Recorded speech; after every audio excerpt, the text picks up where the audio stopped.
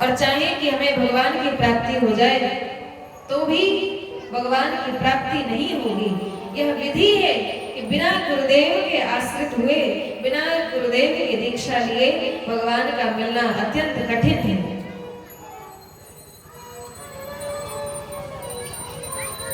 तब भगवान नारद जी को भेजा, कहा जाकर उसे सुसंस्कृत कीजिए, उसे राह बताइए। तब नारद जी आए और देखा कि पहली बार इस पथ पर निकला है, पक्का चला है कि अभी कच्चा है, ठोक पीट कर देख ले में। तो नारद जी ने कहा कि अरे तुम कहाँ जा रहे हो? तो उन्होंने कहा कि मैं भगवान का दर्शन करने जा रहा हूँ। कहा अच्छा, तुम्हें पता है भगवान कहाँ मिलते हैं? कहा नहीं, पता तो नहीं है। कहा फिर कैसे भगवान को ढूंढोगे? तो ध्रुव ने कहा महाराज, क्या आप भगवान को जानते हैं? अगर आप जानते हैं तो आप ही मुझे बता दीजिए।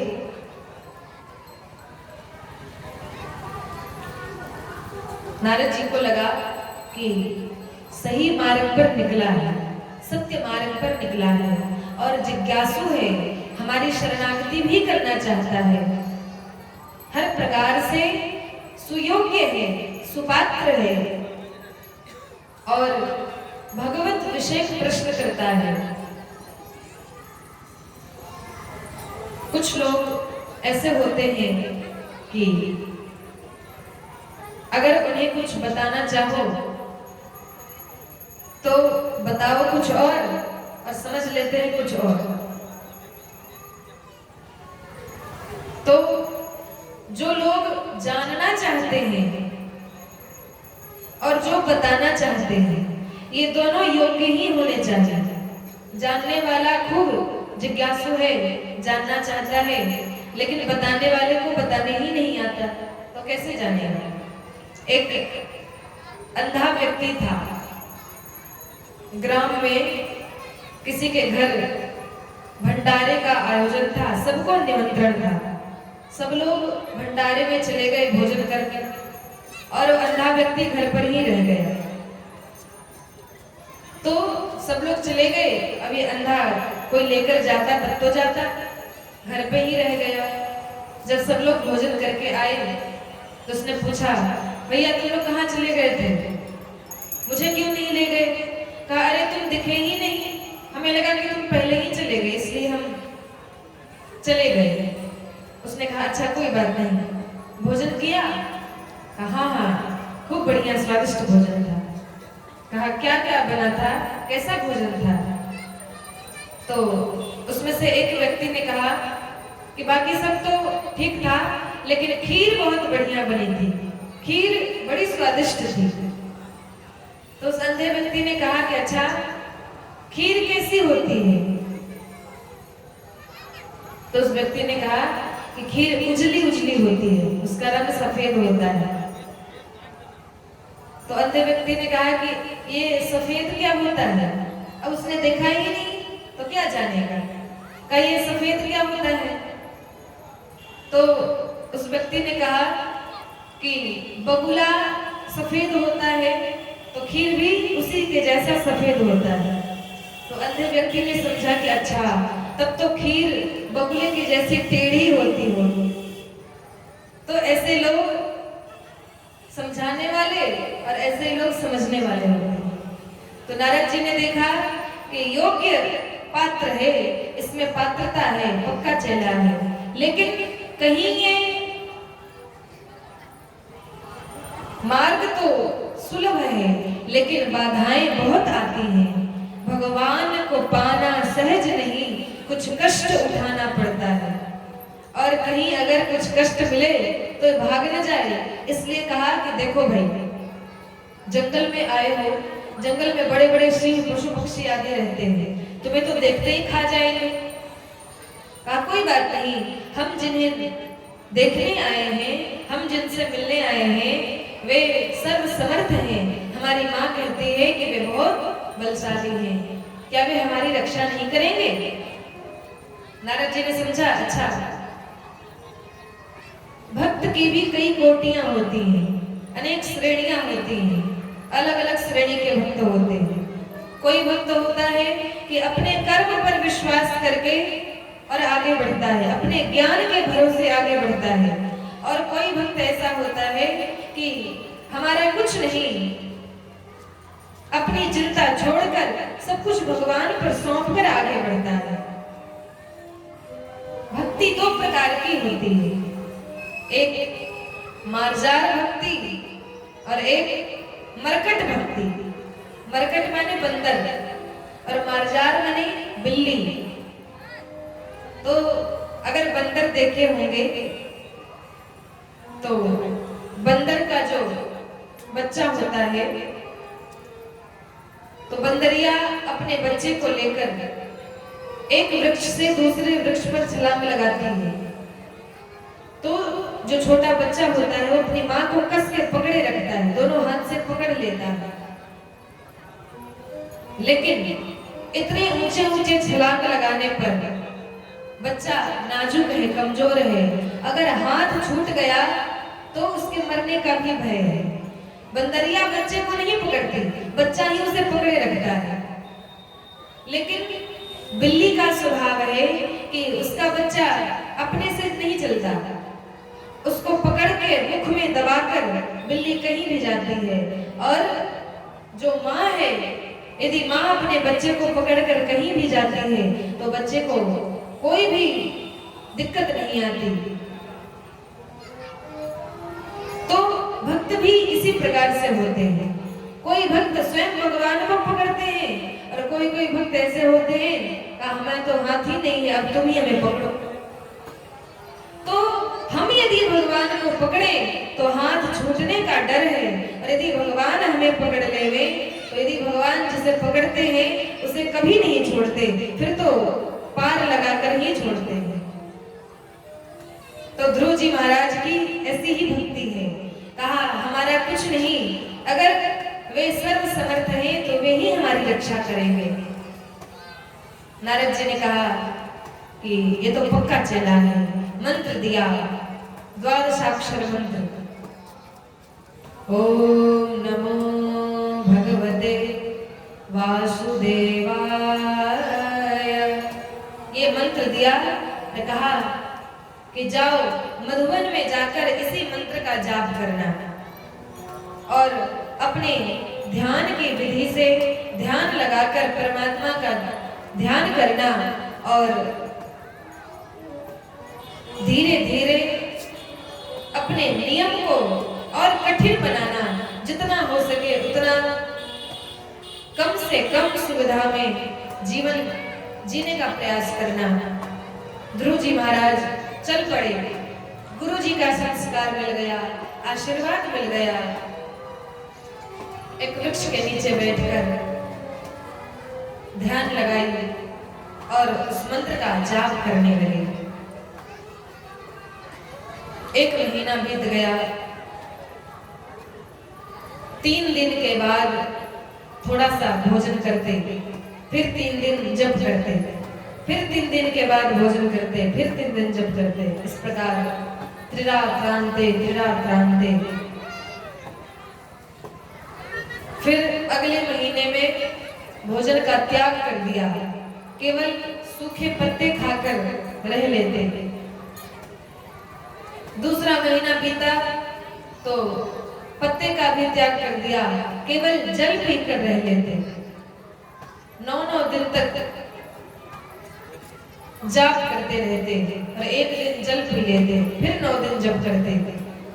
इस प्रकार अपनी साधना अत्यंत कठोर करने लगे। फिर तो जल का भी त्याग कर दिया महाराज। 4थे महीने में जल का भी त्याग कर दिया और योग की विधि से वायु पीकर भी जीवित रहा जा सकता है, तो वायु का सेवन करने लगे, केवल हवा पीकर रहते। और 5वें महीने में तो ध्रुव जी महाराज ने हवा का भी त्याग कर दिया, सांस भी लेना बंद कर दिया और सांस को रोककर और भगवान के उस मंत्र का जाप करने लगे। और जैसे ही सांस को रोका, हृदयस्थ जो प्राण है ये प्राण हिलने लगे और कहते हैं प्राण सर्प के आकार का होता है और सर्प भगवान का आसन है। निवास सैयासन पादुकान सुखो, कहा शेषनाग सर्प ही तो है, वे भगवान के आसन हैं। तो इधर जब ध्रुव जी का प्राण हिला तो भगवान का सिंहासन भी हिल गया और तुरंत भगवान वहां से आए। लक्ष्मी जी ने कहा कहां जा रहे हैं प्रभु? भगवान बोले कि मेरा भक्त बुला रहा है, मैं अपने भक्त के दर्शन करने जा रहा हूं। आज तक सभी भक्त भगवान के दर्शन किए, लेकिन आज स्वयं भगवान अपने इस छोटे से प्यारे से भक्त का दर्शन करने आते हैं। इतनी कठिन साधना के बाद भगवान की चतुर्भुज छवि ध्रुव जी के हृदय में यूं ही प्रकट हो गई। आंख बंद करके और भगवान का अपने हृदय में ही छवि का दर्शन कर रहे हैं। भगवान सामने आकर खड़े हो गए। सुंदर छवि, पीतांबर धारण किए हैं, चतुर्भुज रूप में भगवान आए। लेकिन ध्रुव जी महाराज आंख बंद करके बैठे। कहा कि अरे देखो तो मैं इसे दर्शन देने आया हूं और ये आंख बंद करके बैठा है। तो भीतर जो छवि थी उस छवि को खींच लिया, अंतर ध्यान हो गए। तब व्याकुल होकर ध्रुव जी ने आंख खोली और जैसे ही आंख खोली तो जो छवि भीतर दिखाई दे रही थी वही छवि सामने नजर आने लगी। सामने भगवान प्रकट हो गए हैं। बोलिए श्री भक्तवत्सल भगवान की। तो ध्रुव जी महाराज भगवान का दर्शन करते हैं, हाथ जोड़कर खड़े हैं। अब गुरु जी ने ये तो बता दिया कि भगवान को कैसे प्राप्त करना है, लेकिन ये बताया ही नहीं कि भगवान जब मिल जाए तो क्या करना है।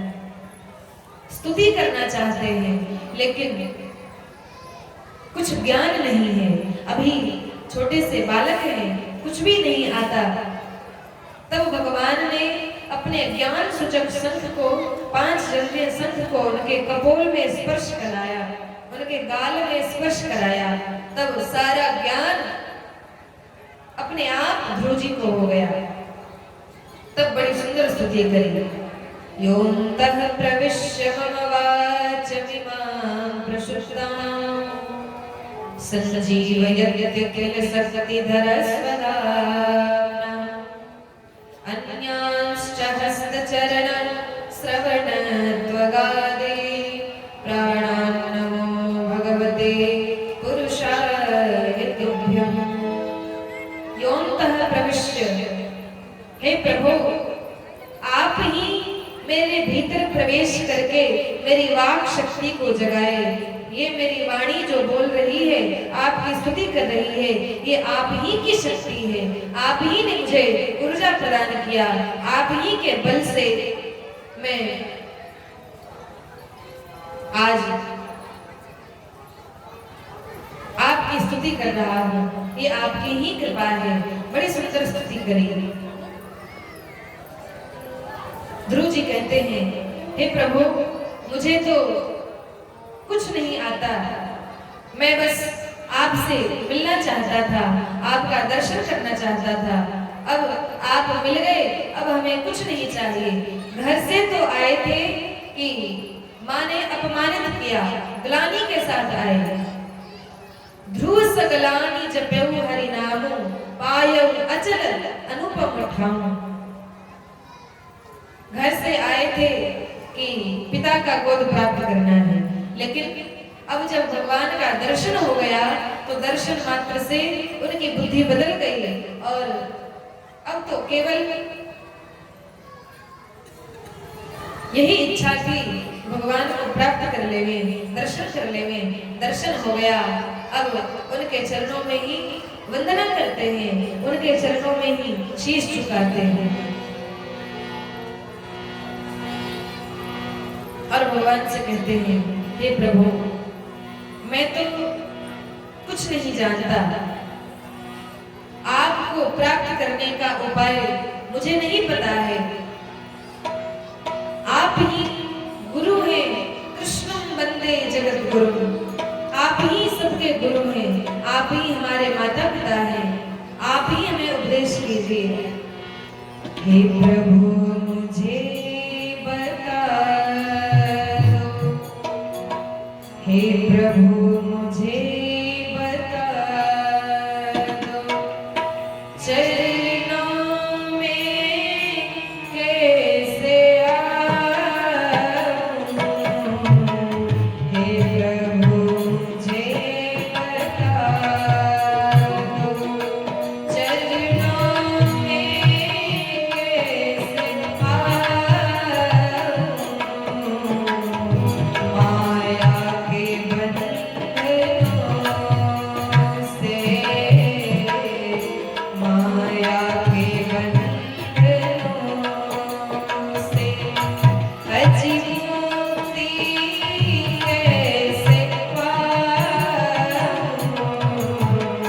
हे प्रभु मुझे बता दो, हे प्रभु मुझे बता दो।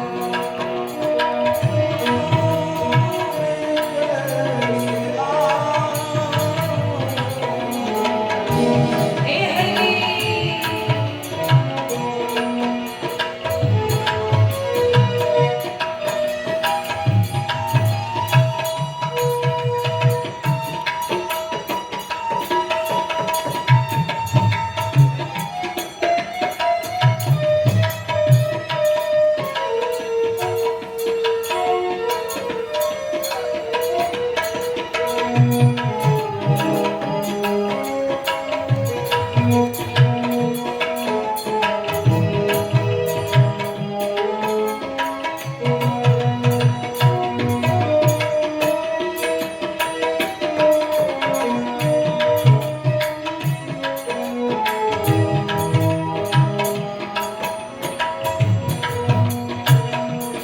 और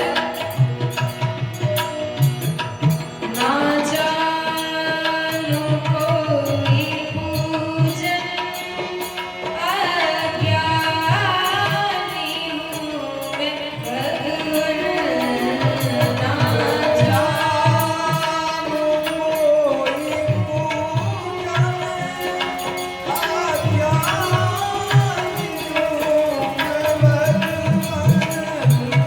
ना जानू कोई पूजन, अज्ञान हूँ मैं भगवन। ना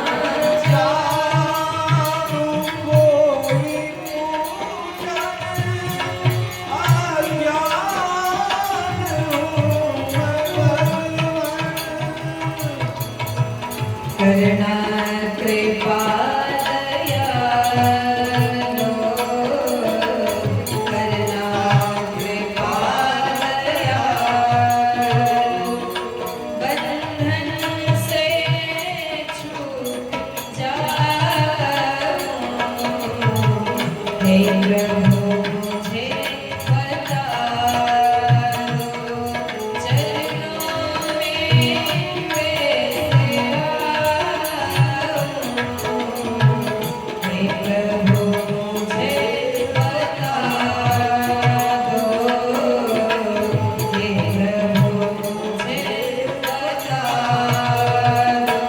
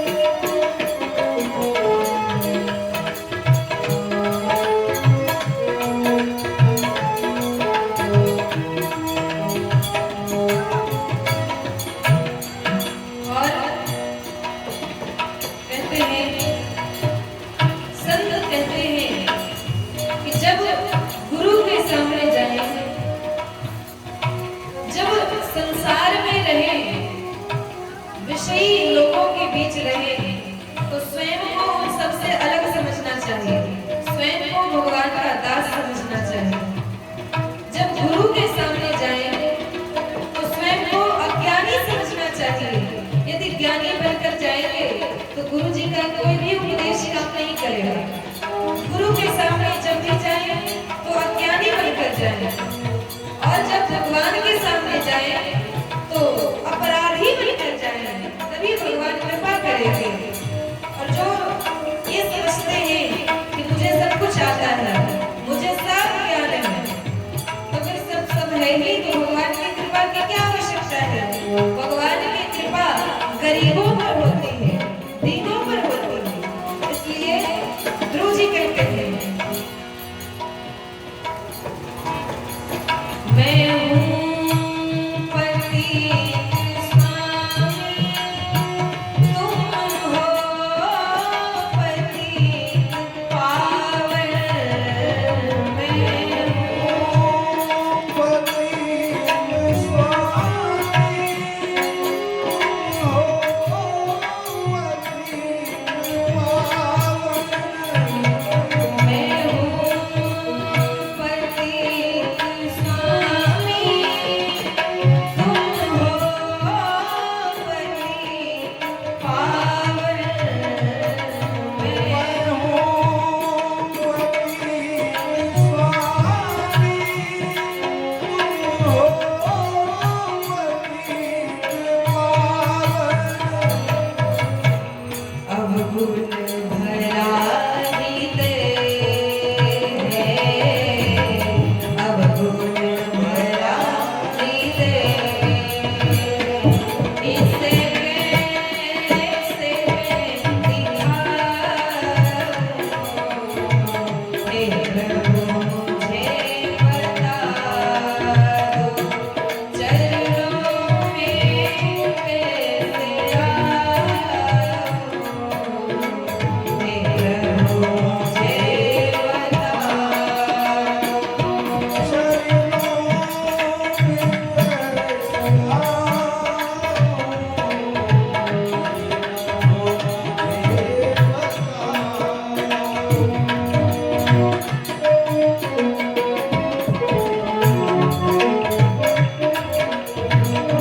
जय जय।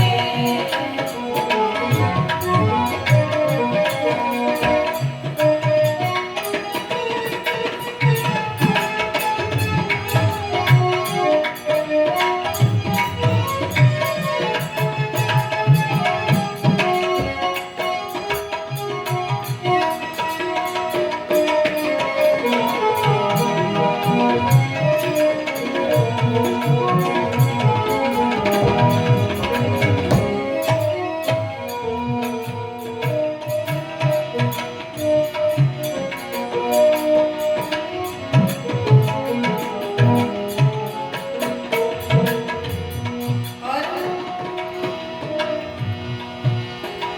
भगवान के सामने गए, स्वयं को अपराधी बताया। हे कन्हैया, मैं पापियों का सरदार हूँ, लेकिन जैसा भी हूँ केवल और केवल आपका हूँ। कहते हैं, अच्छा हूँ या बुरा हूँ, जैसा भी हूँ तुम्हारा। अच्छा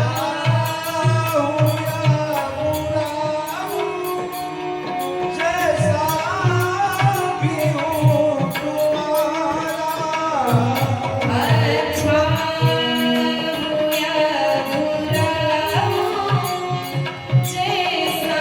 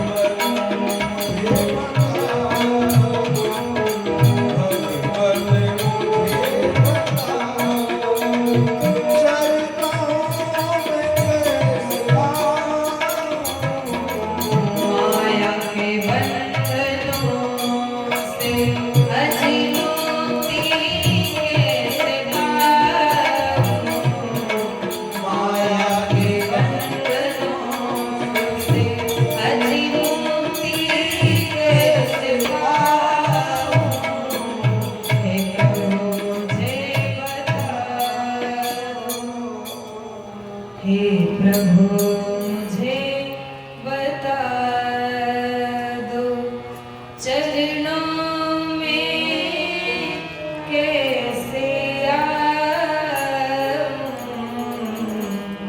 हे प्रभु मुझे बता दो। इस प्रकार बड़ी सुंदर स्तुति करी। भगवान कहते हैं वरदान मांगो। ध्रुव जी ने कहा अब मुझे कुछ नहीं चाहिए, बस अपने चरणों में अनुराग दीजिए, अपने चरणों की भक्ति दीजिए। भगवान बोले कि अब कुछ नहीं चाहिए, लेकिन पहले तो चाहिए था, इसलिए जो पहले की इच्छाएं थी वो भी पूरी होंगी और जो अब की इच्छा है वो भी पूरी होगी। इस प्रकार कहा कि आगे आपको जो चाहिए वो भी मिलेगा। इतना कहकर भगवान चले गए। ध्रुव जी आए, राजा बने और सुखदेव जी कहते हैं परीक्षित, एक बार किसी गंधर्व ने उनके भाई उत्तम को मार डाला, तो ध्रुव जी क्रोधित होकर अनेक हजार कुबेरों को मार डाले, अनेक गंधर्वों को मार डाले। तब उनके दादा महाराज मनु वे उन्हें समझाने आए, हे पुत्र, तुम जिस मार्ग पर चल रहे हो ये भक्तों का मार्ग नहीं है। उसने तुम्हारे एक भाई को मारा और बदले में तुमने सैकड़ों को मार डाला। तब ध्रुव जी महाराज समझ गए, अपने पुत्रों को राज्य दिया और संतों के साथ भजन करने गए और अंत में परमात्मा के पद को प्राप्त किया। भगवान ने उन्हें अपना लोक प्रदान किया, विष्णु लोक प्रदान किया और वे ध्रुव तारा के रूप में आज भी उत्तर दिशा में स्थित हैं। सुखदेव जी कहते हैं, हे परीक्षित, इस प्रकार भगवान अपने भक्तों के लिए जो जिस प्रकार की भक्ति करता है भगवान उसके अनुरूप उसे वरदान देते हैं, उसे संतुष्ट करते हैं, उसकी इच्छाओं की पूर्ति करते हैं। भगवान इस संसार में माता तुल्य स्नेह करते हैं, वात्सल्य करते हैं, पिता तुल्य पालन करते हैं, गुरु के समान ज्ञान देते हैं, भाई बंधु के समान स्नेह करते हैं। कोई एक नाता उनसे जोड़ लो, तुम्हारा काम बन जाएगा। तो प्यारे, ध्रुव जी के वंश में महाराज पृथु हुए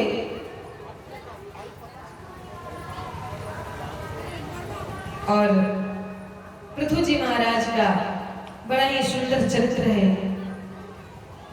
अंग राजा जिनका पुत्र वेन बड़ा नास्तिक निकला और संतों की हुंकार से वेन की मृत्यु हुई और उन्हीं के शरीर का मंथन करके भगवान पृथु के रूप में निकले और उन्होंने पहले इस धरती, यह धरती उबड़ खाबड़ थी, बहुत पहाड़ थे इस धरती पर, तो पृथु जी महाराज ने इसे समतल बना दिया, इसलिए तब से इस धरती का नाम पृथ्वी पड़ा। राक्षसों के अत्याचार से पृथ्वी ने अपने सारे रत्न अपनी गोद में छुपा लिए। किसान आए, राजा से कहा, महाराज पृथ्वी अन्न ही नहीं देती, बीज भी सूख जाते हैं। तब पृथु जी महाराज धनुष बाण लेकर और क्रोधित होते हुए पृथ्वी को कहते हैं कि अगर तुम यही चाहती हो तो आज मैं तुम्हारा विनाश कर देता हूँ। तब पृथ्वी गौ के रूप में आती है, कहा आपको जो चाहिए आप गौ का दोहन कीजिए, आपको सब कुछ मिल जाएगा। इस प्रकार पृथु जी महाराज अपने पुत्रों को राजा बनाया और जंगल में जाकर तपस्या करते हैं। इनके वंश में प्राचीन बरही नाम के राजा हुए। प्राचीन बरही यज्ञ करते और यज्ञ में पशुओं की बलि देते।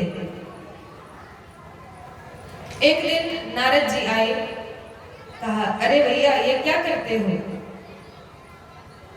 एक तरफ धर्म करते हो और उसी धर्म में अधर्म को भी गुजार रहे हो। कहा, महाराज ये पशु बलि तो शास्त्रों में विधान किया गया है। कहा, ये कोई विधान नहीं है कि जीव की ही बलि दी जाए। बलिदान का अर्थ है अपने अहंकार का बलिदान, अपने आसक्ति का बलिदान, अपने मोह का बलिदान, अपने मात्सर्य का बलिदान, ईर्ष्या का बलिदान। यदि इन सब का बलिदान किया जाए तो फिर किसी जीव की बलि से क्या मतलब है? क्या देवी देवता पशु की बलि, नर बलि मांगते हैं? और तुमने आज तक जितने भी पशुओं को काटा है, उन्हें मारा है, देखो आकाश में वे सब तुम्हारी प्रतीक्षा कर रहे हैं। तुम्हें भी वे इसी प्रकार से दंड देंगे। और जैसे ही आकाश में देखा तो नारद जी के योग के बल से सब जीव दिखाई देने लगे और सब उन्हें घूर घूर कर देख रहे थे, मानो अभी उन्हें खा जाएंगे। प्राचीन बलि देखकर डर गए। कहा, महाराज ये क्या हुआ? ये तो मैंने अधर्म कर दिया, अब क्या होगा? नारद जी कहे कि देखो भैया, मैं तुम्हें एक कथा सुनाता हूं, ध्यान पूर्वक सुनो और अपने शरीर और बुद्धि, मन, आत्मा का विषय ये कथा है जो सबके समझ में नहीं आती है, लेकिन फिर भी प्रयास करेंगे। नारद जी ने कहा कि एक